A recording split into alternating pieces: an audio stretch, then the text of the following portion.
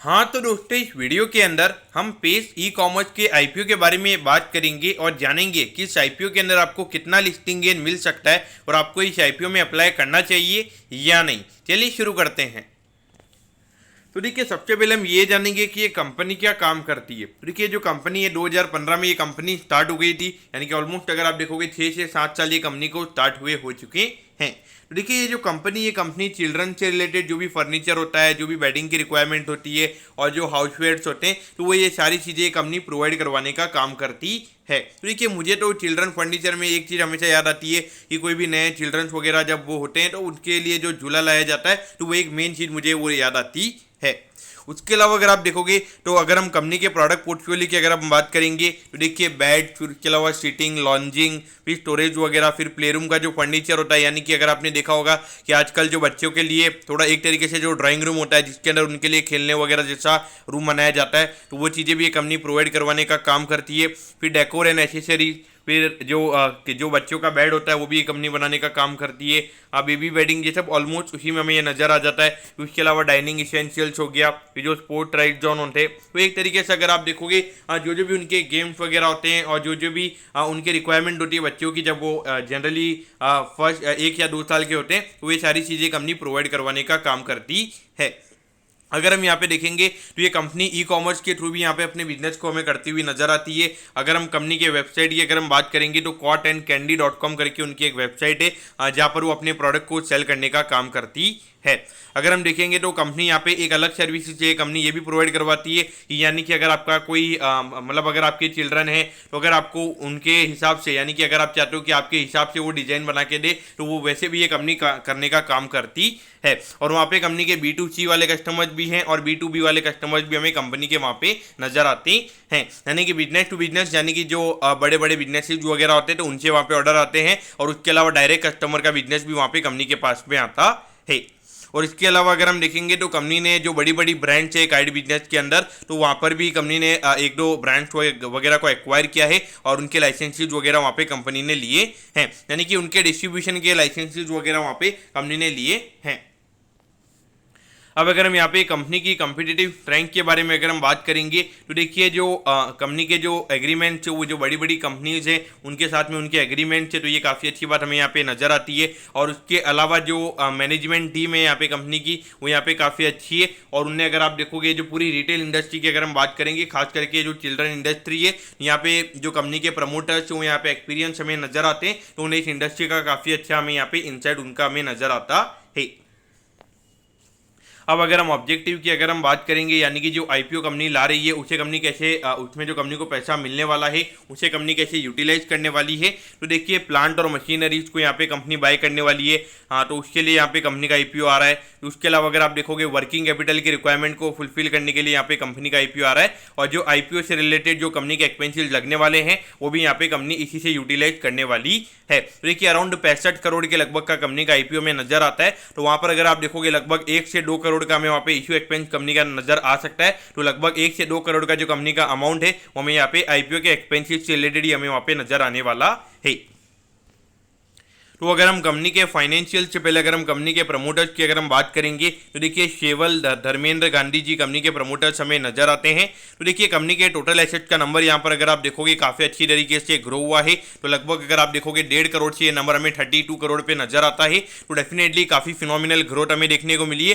तो देखिए, मेरे ख्याल से यहाँ पे ये जो कंपनी है इसके अंदर आपको ज़्यादा एसेट के नंबर पर फोकस नहीं करना चाहिए, क्योंकि जैसे कि अगर आप देखोगे तो कंपनी का मेन स्टॉक वगैरह क्या है, ये बेडिंग वगैरह ये सब। तो मेन अगर आप देखोगे तो यहाँ पे एक तरीके से जो कंपनी की इन्वेंटरी है वही हमें यहाँ पे टोटल एसेट में नजर आ रही है। तो यहाँ पे इन्वेंटरी जाएगी आएगी, तो वैसी चीजें अपने यहाँ पे देखनी चाहिए। एक्चुअली में टोटल एसेट के नंबर में अपनी चीजें देखनी चाहिए, जो फिक्स्ड एसेट्स वगैरह होते हैं तो वो कंपनी के हमें यहाँ पे इतने ज्यादा नजर नहीं आते। तो मेरे ख्याल से एसेट के नंबर पे यहाँ पे ज्यादा फोकस नहीं होना चाहिए।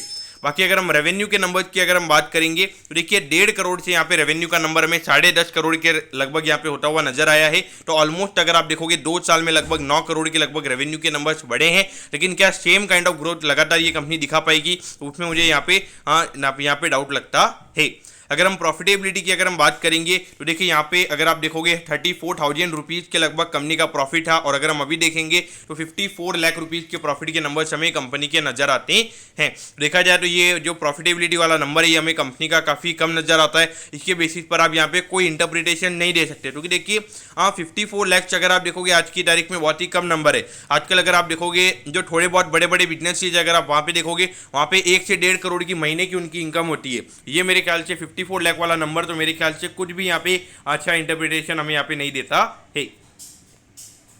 अब अगर हम यहाँ पे कंपनी के आईपीओ के डिटेल्स के बारे में अगर हम बात करेंगे तो देखिए 29 को ये आईपीओ ओपन होने वाला है और 4 तारीख को ये आईपीओ में क्लोज होता हुआ नजर आएगा। 103 रुपीज पर शेयर पे यहाँ पे ये कंपनी शेयर दे रही है और 1200 शेयर का हमें यहाँ पे लॉट नजर आता है। यानी कि हार्डली अगर आप देखोगे लगभग 1,20,000 से 1,30,000 रुपये यहाँ पे एक लॉट को अप्लाई करने के लिए लगने वाले हैं। अगर हम इशू साइज की अगर हम बात करेंगे तो देखिए 66 करोड़ का आईपीओ में यहाँ पे ये नजर आता है। तो देखिए काफी बड़ा आईपीओ है और इसी सेम डेट पे अगर आप देखोगे काफी ज्यादा आईपीओ जो ओपन होते हुए हमें नजर आ रहे हैं। टू पॉइंट ऑफ व्यू से डेफिनेटली देखा जाए तो यहाँ पे ये थोड़ा सा नेगेटिव हमें यहाँ पे ये जो टोटल आईपीओ साइज है ये थोड़ा सा नेगेटिव हमें देखने को मिल सकता है।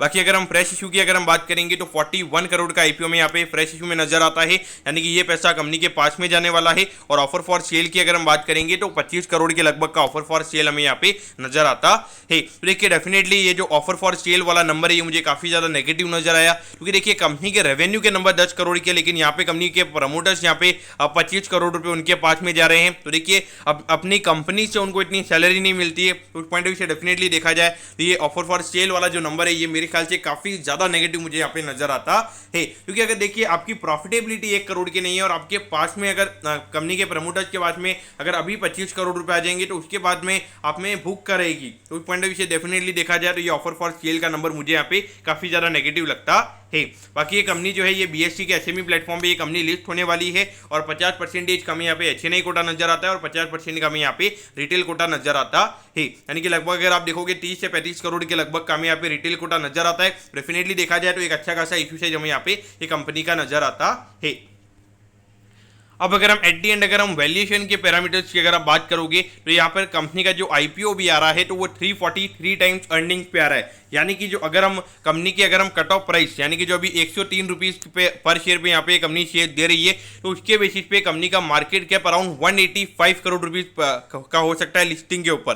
तो देखिए 185 करोड़ का वैल्यूएशन अगर आपकी प्रॉफिटेबिलिटी 1 करोड़ से भी कम है तो ये डेफिनेटली देखा जाए तो ये मेरे ख्याल से बिल्कुल भी सस्टेनेबल मुझे नजर नहीं आता है। और अगर आप देखोगे अगर कंपनी की प्रॉफिटेबिलिटी अगर यहाँ से 7 गुना भी हो जाती है यानी कि अगर 3.5 करोड़ के नंबर्स अगर कंपनी के होते हैं तो उसके लिए मुझे लगता है कि लगभग 25 से 30 करोड़ का रेवेन्यू इस कंपनी को अर्न करना पड़ेगा। तो वहां पर जाके कंपनी के जो वैल्यूएशन के नंबर होंगे वो 50-60 के लगभग आएंगे। तो डेफिनेटली यहाँ पे जो वैल्यूएशन का नंबर है वो हमें यहाँ पे काफी ज्यादा कॉस्टली नजर आता है।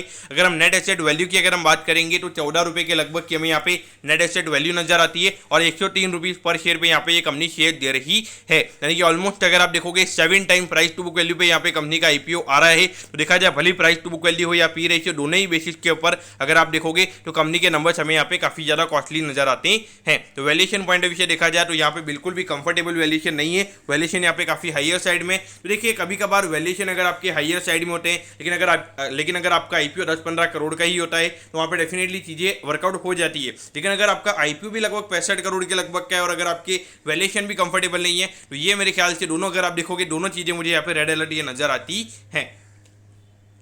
तो देखिए यहाँ पे एक लॉट को अप्लाई करने के लिए 1,23,600 रुपये लगने वाले हैं और आप रिटेल कैटेगरी के अंदर सिर्फ एक लॉट के लिए अप्लाई कर सकते हो। अगर आपको एक लॉट से ज़्यादा की एप्लीकेशन अगर आपको लगानी है तो आपको एचएनआई कोटा में एप्लीकेशन लगानी पड़ेगी। तो यहाँ पर आपको क्या करना चाहिए तो देखिए एज अ होल देखा जाए बिजनेस मॉडल में हमें यहाँ पे कोई इशू नजर नहीं आते। बिजनेस यहाँ पे काफ़ी अच्छा मुझे नजर आता है। डेफिनेटली ये जो चिल्ड्रन वाला ये जो बिजनेस है जिस तरीके से अगर आप देखोगे ये काफ़ी अनऑर्गेनाइज्ड मार्केट में हमें ये बिजनेस नजर आता है और जिस तरीके से ऑर्गेनाइज्ड वे में भी चीज़ें हो रही हैं, जिस तरीके से लोगों की इनकम बढ़ रही है तो वहाँ पे डेफिनेटली जो ऑर्गेनाइज्ड वाली कंपनीज है इनके लिए आने वाले टाइम पे बिजनेस बनने ही वाला है। इसमें कोई डाउट मुझे यहाँ पे नजर नहीं आता है। लेकिन देखिए एक यहाँ पे वैल्यूएशन वाला जो कंफर्ट अगर आप देखोगे 185 करोड़ के वैल्यूएशन पे जब आपकी प्रॉफिटेबिलिटी 1 करोड़ की नहीं है तो वो चीज़ें मेरे ख्याल से मुझे यहाँ पे बिल्कुल अच्छी नहीं लगी। तो उस पॉइंट ऑफ व्यू से डेफिनेटली मेरे ख्याल से तो इग्नोर करना सही रहेगा। लेकिन ये कंपनी आपके ट्रैक पे होनी चाहिए तो डेफिनेटली अगर मार्केट में अगर आप देखोगे जिस तरीके से अभी नैस्डैक और डाउ जोन्स वगैरह भी करेक्ट हो रहे हैं वहाँ पे डेफिनेटली